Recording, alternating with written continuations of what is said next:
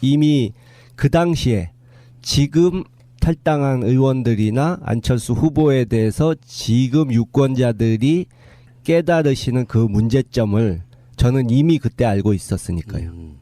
예, 그 2016년 1월달에 이희호 여사님을 예방한 자리에서 안철수가 그 이후에 언론 플레이를 많이 했죠.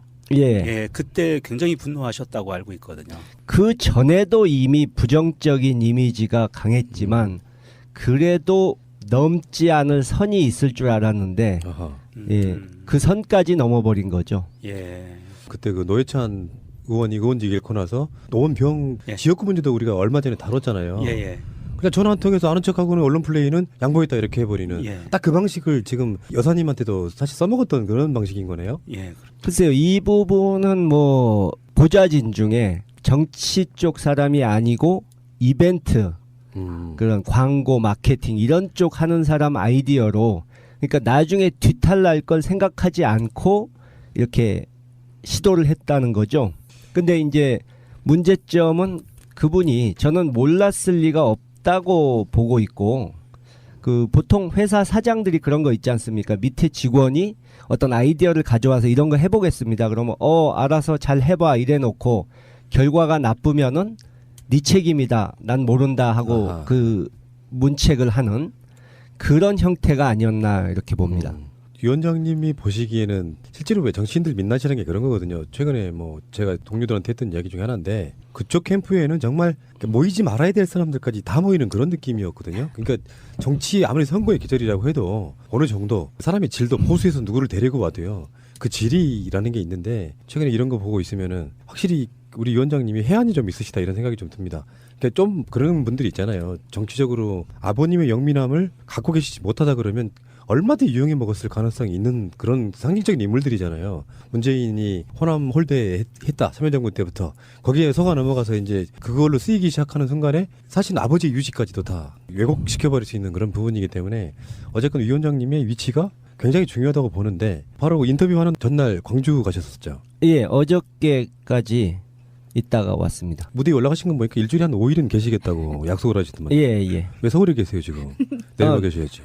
2, 3일 있다가 한 번씩은 네. 서울에 와야 네, 또 그렇구나. 밀린 볼일을 볼 수 있기 때문에 이제 온 거죠. 또 갑니다. 예. 광주 쪽 분위기는 어때요? 저는 뭐 이번에 오늘 여론조사 결과도 예. 상당히 우리가 앞서는 것으로 나왔지만 한때 흔들렸던 것은 사실이죠. 그때 갑자기 어떻게 보면 양손에 떡을 쥔 그런 느낌이 돼가지고 구여권 사람들은 도저히 될 수가 없고 민주당과 국민의당 둘 중에 하나가 된다 이런 분위기가 되니까 좀 마음이 흔들리셨던 분들이 있었던 건 사실입니다. 근데 결국은 누가 믿을 수 있는 후보인가 또 누가 확실히 정권 교체를 할 수 있는 후보인가 이것이 이제 결정적인 판단 근거가 되기 때문에 대세가 이미 민주당 쪽으로 기울고 있는데 호남 지역만 반대로 갈 일은 없다. 그분들은 현명한 유권자들이고 전략적 투표하시는 분들이기 때문에 결국은 이 민주당이 압승하게 될 것이다. 확신합니다. 지난 총선 때는 솔직히 좀 서운하지 않으셨어요? 뭐 그렇지 않습니다. 이미 제가 사실 내려갔을 때 좀 때가 늦었고 그러니까 김종인 전 대표의 그 셀프 공천 파동 때문에 우리 측이 조금 살아나려고 하다가 완전히 거기 기세에 찬물을 끼워버린 격이 됐거든요. 그때 이미 회복 불능이 된 겁니다. 근데 제가 가서 사실 어렵다. 이미 대세가 기울었다는 얘기를 들었지만 저는 일단 시작한 일이고 또 호남을 포기한다는 것은 제 자존심이 허락치 않기 때문에 마지막 3일까지 계속 선거 끝나기 3일 전부터 계속 호남 가서 했고 아마 거의 한 선거 기간 중에 80% 이상은 호남에 있었던 것 같습니다. 위원장님은 주로는 서울에서 크셨죠? 예. 태어나기도 서울에서 태어났죠. 근데 호남 사람들이 DJ한테 갖는 애정이 뭔지 아세요? 그래도 겪어봤으니까 곁에서 느낄 수 있었죠. 특히 뭐 30년 전에 보라매 공원 유세 같은 거 보면 그때 막 결혼 반지 같은 걸 뽑아서 모금함에 넣어주시는 분도 있고 그런데 아마 우리나라는 물론이고 다른 나라의 정치인 중에도 그만큼 유권자들의 사랑을 받아본 사람이 아마 없을 겁니다. 예. 제가 고3 때 김대중 대통령께서 당선이 되셨었거든요. 예. 그때 제가 광주에서 고3을 다니고 있었기 때문에 저희 담임 선생님께서 항상 너네가 한 살만 더 빨리 먹었으면 투표를 할 수 있었을 텐데 하면서 그렇구나. 그 김대중 선생님에 대한 엄청난 팬이셨어요. 예. 지금 제가 생각해 보니까 더 그래요. 예, 그 경험이 자신들의 인생을 바꾼 그런 사람들도 예. 많이 있을 겁니다. 네, 그때 그런 생각을 예. 그때 저도 그런 많은 영향을 받았던 것 같은데 당선이 되고 나서 저희가 이제 수능 끝나고 학교에 갔더니 선생님이 저희를 보면서 정말 펑펑 우시면서 김대중 대통령이 됐으니 이제 우리나라 됐다고 이러면서 저희한테 피자를 10판 예. 이상을 사주셨던 기억이 있어요. 옛날에 그런 기사를 본 적이 있는데 그 연기자 문근영 씨도 네. 그쪽 출신이잖아요. 네, 맞아요. 광주. 근데 그때 무슨 기사를 봤냐면 자기가 그때 초등학생 때인가 그 일이 있었는데 네. 이제 원래는 연기하고 싶다 이런 거를 부모님들이 말리셨는데 그때 조건을 건 게 대선에서 우리가 이기면 허락해 주마. 아하. 뭐 그랬었다는 얘기를 제가 한번 봤습니다. 네. 기사에서. 우리 위원장님은 총선도 뛰어보셨고 지금 대선도 뛰고 계시는데 실제로 뛰어보면은 반응들 보면서 그렇다면서요. 될 것 같다네. 그 직감적으로 온다면서요. 밑바닥 글쎄요. 인식을. 저는 뭐 네. 그런 감이 뛰어난 사람은 아닌데 저는 이렇게 좀 논리적으로 분석하는 성격이지 감으로 하는 사람은 아닌데 제가 할 필요가 없이 엊그제 국민의당 박지원 대표께서 정치 구단이시고 속된 말로 우리 정계에서 촉이 가장 좋다는 분이 문재인 후보가 돼야 된다고 역설하셨기 때문에 이미 그 잠재 의식 속에 있는 속마음을 드러내신 것이 아닌가. 다시 한번 말씀드립니다.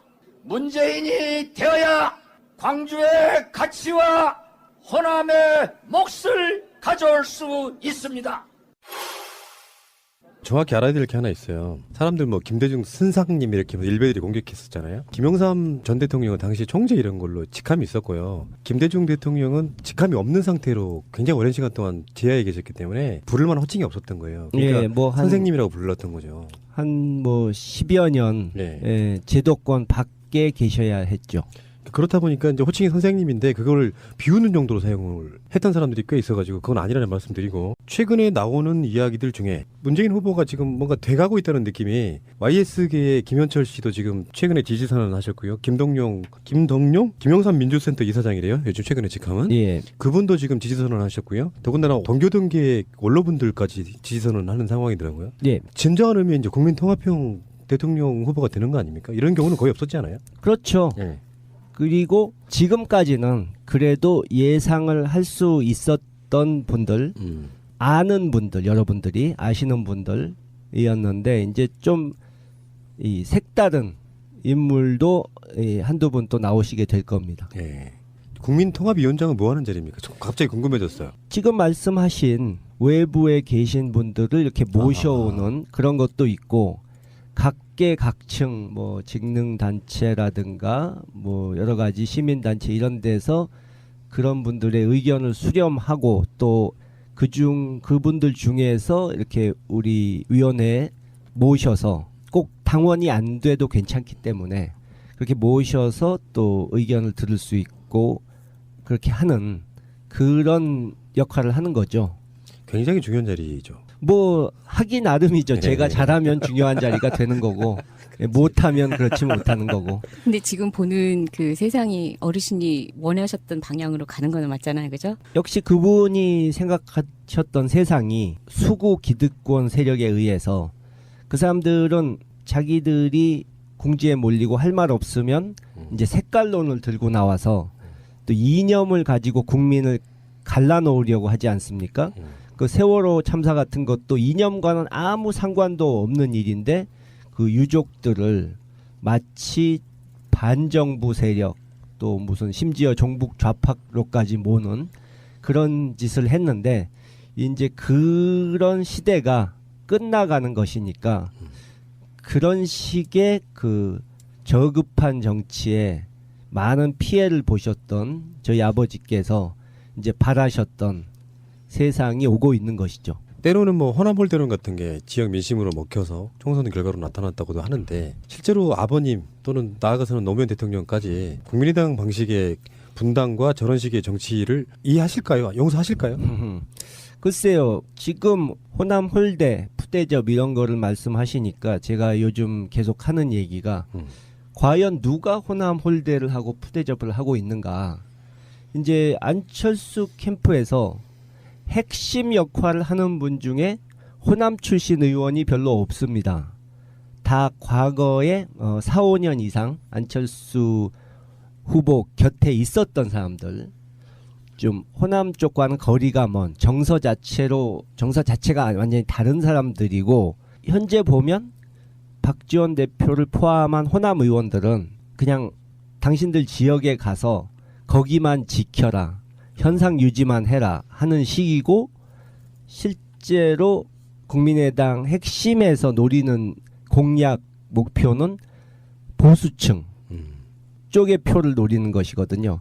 그러니까 호남에서 표는 잔뜩 받아가 놓고 호남 유권자들의 뜻에 거스르는, 반하는 그런 행동을 하는 것은 그거야말로 홀대고 푸대접이죠. 그렇죠.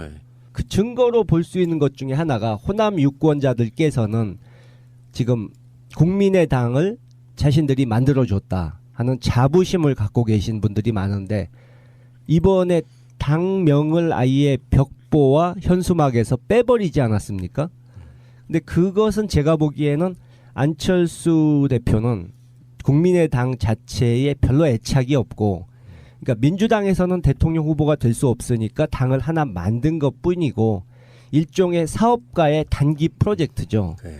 그럼 국민의당이라는 당을 강조하지 않는 것은 어차피 40석밖에 안 되고 그것으로는 당을 운영할 수 없으니까 당선이 되는 경우에 다른 당들과 손을 잡고 할 수 또 있고, 아예 국민의당에서 탈당을 해가지고 나는 어느 정파의 대통령이 아니고 국민의 대통령이다 이러면서 자기가 대권을 쥐고 있다는 것을 무기로 이 정파 저 정파에서 사람들을 긁어 모을 수 있다는 그런 생각을 한다는 추측도 가능한 거죠. 제가 너무 분노했던 게 일부는 먹힐 수 있겠죠. 호남 홀대론 같은 게 사실 내용과 다른, 그래서 오죽했으면 이제 이쪽에 계시는 분들이 실제로 참여정부 때 호남 홀대했는지 한번 봐라 하고 이렇게 증거들이 막 나왔잖아요. 저는 그런 생각을 했거든요. 저 지금도 기억나요. 김대중 대통령 제 기억에 당선되고 처음으로 내려간 곳이 부산이었던 걸로 기억해요. 그 이유는 저쪽에도 인정받고 싶었단 말이에요. 사람 심리가.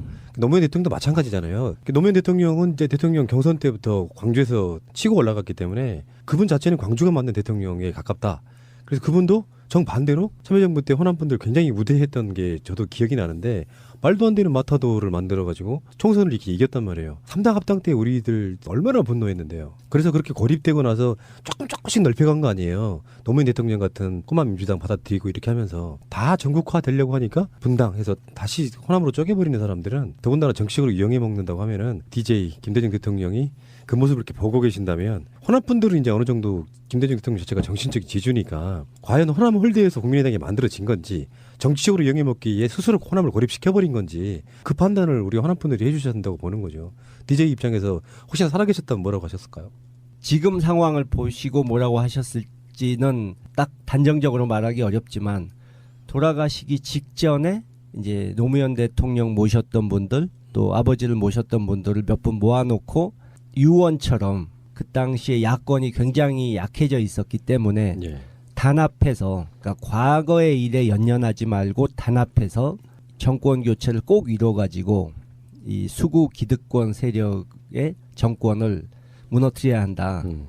정권 교체를 해서 그동안에 그분의 업적이 훼손됐던 것을 다시 살려달라 하는 말씀을 남기고 가셨는데, 이제 와서 과거를 들춰가면서 상대를 공격하고 그분을 핍박했던 세력과도 손을 잡으려 한다는 것은 좀 김대중 정신을 계승한다고 표방하는 사람들이 할 수 있는 일은 아니죠.